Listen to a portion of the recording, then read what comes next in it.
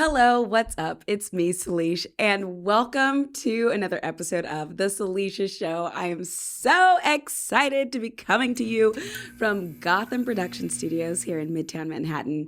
Y'all, listen, I am very pregnant. When you hear this, hopefully I'll have a little baby in my arms.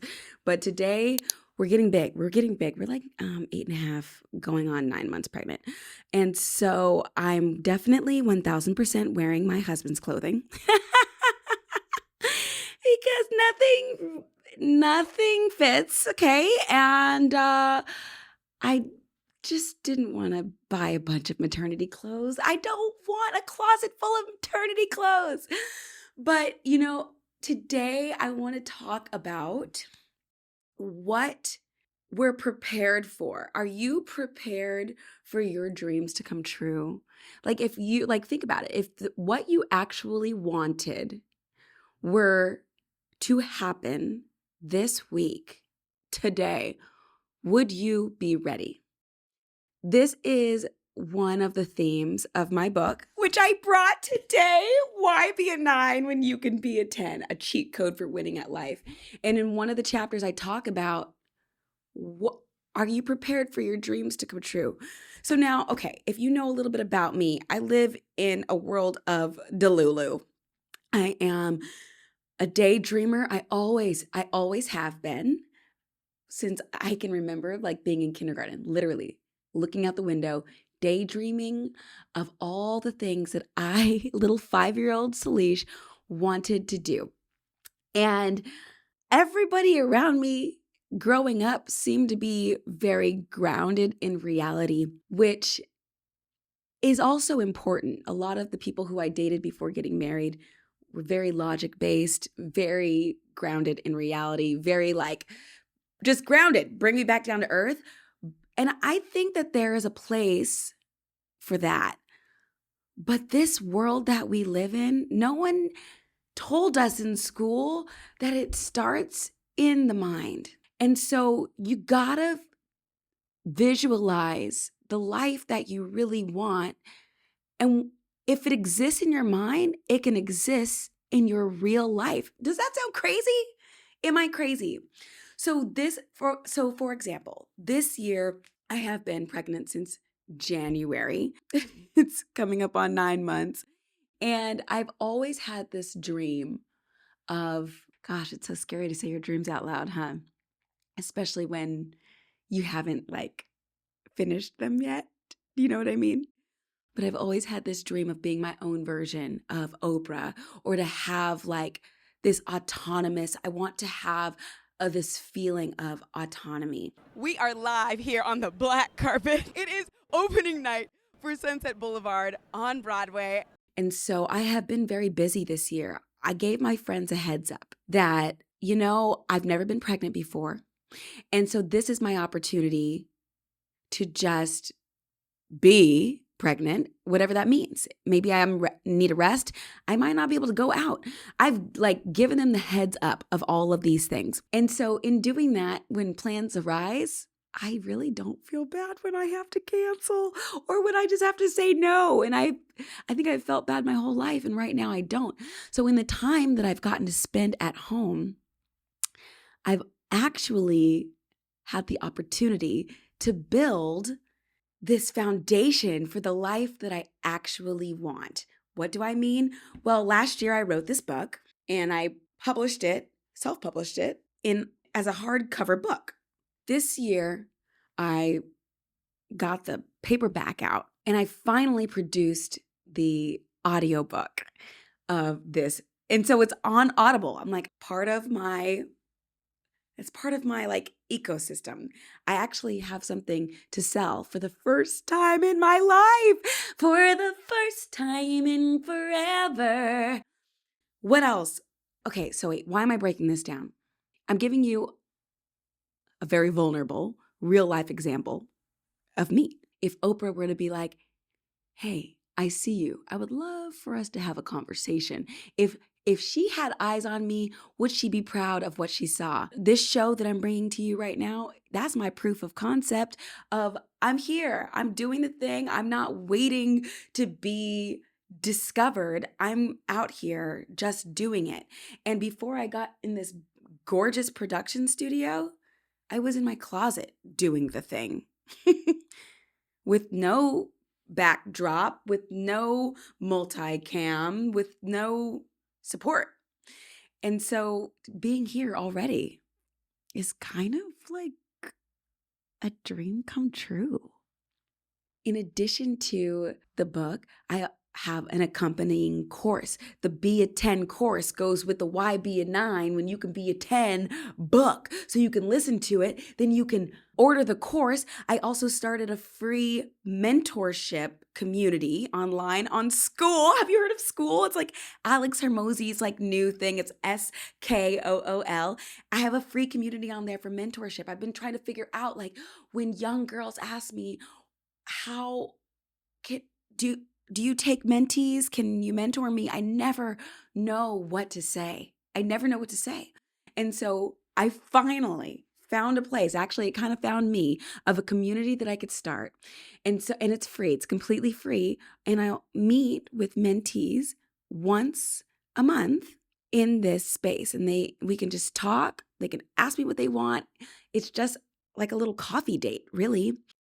And so obviously, one day when it grows, I'm not sure what I'll do when I get to that, but I'll cross that bridge when I get there. That is part of the whole vision. And another level of the life that I'm trying to create, the bigger picture is I want to be able to start a family and live wherever I want and give my family the attention they deserve, while being able to make sure that all of my needs are met and all of our needs are met. How can I do that? I'm coming from a world of Broadway where the only way to make money is to be there in person 8 times a week, 6 days a week. That's what I'm used to. And so anything else has seemed kind of foreign. It has seemed like a dream world. It has not seemed like real life. But what's the Bible say? Write the vision, make it plain.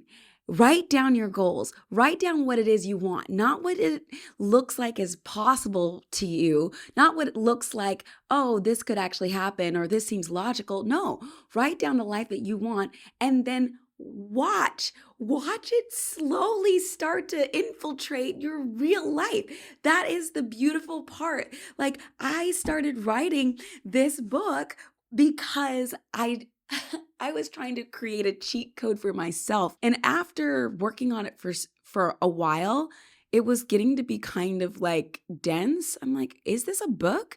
Should I share this? So really, this was a letter to me so that I can remember. I have like, I can barely remember anything. So I have to write down. It started as my list of 12 commandments. And there were things on there that just were like reminders to me, things that I'll cover in other episodes, some things that made it in the book that got a little bit formalized, like honor your A-list, do stuff, look like Miss California. And there's a deeper meaning behind that. But these were reminders to me, take the pressure off. And when I lived by these, my world seemed to kind of just open up. I was in expansion. I was in flow. And so that's the origin of how I wrote this book. And when I look at it, why be a 9? When I look at the title, why be a 9 when you can be a 10? What is being a 10? It is not. I'll tell you what it's not. It's not perfection. I mean, look at me right now. If you can see this, if you're listening, just pretend I'm so skinny right now. But if you're watching this episode, I am literally in men's clothing. Like, this is the opposite of perfection in my world. But being a 10 means showing up as you, like 100% authentically, unapologetically yourself. You want to learn how to be that girl, like to walk into the room and for other people to be like, oh my goodness, I'm so underdressed, or oh, I'm so overdressed, because they're basing it off of you. Why are they basing it off of you? Because you have confidence. How do you have confidence? Because you like who you are. There's inner work that needs to happen there before you can go out into the world. But I'm telling you, like, there's a magic that happens when you just decide that who you are is who you are, and the world's going to get what they're going to get. And when you stop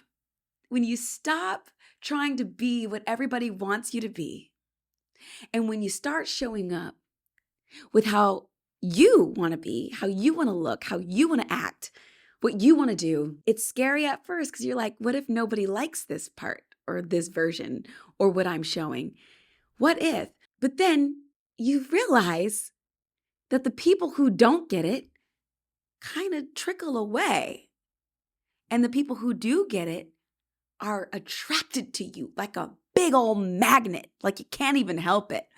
That is the goal. Like that is being a 10. That is being a 10, opening up your eyes and seeing that the people around you get you, understand you, that the life that you've created is the life that you actually want, not the life that somebody else wanted you to have. That's not a 10.